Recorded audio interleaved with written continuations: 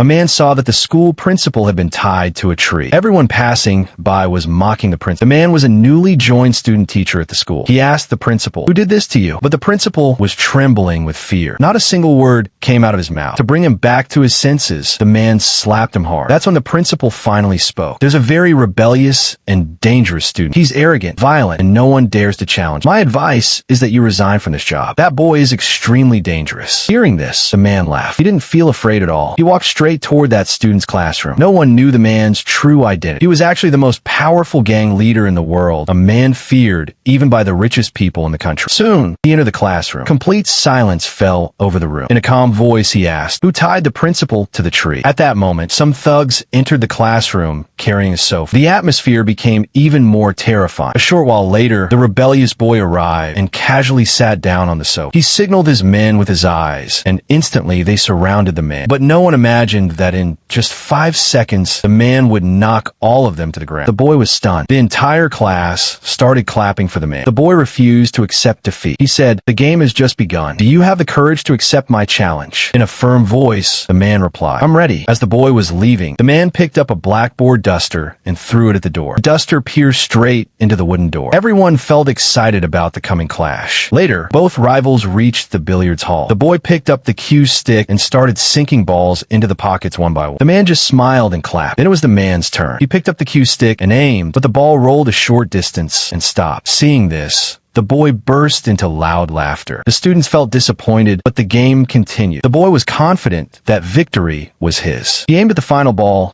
but missed. Now, only a few balls remained to decide the winner. The man took a deep breath and aimed carefully. The entire hall fell silent. Everyone silently prayed for his victory.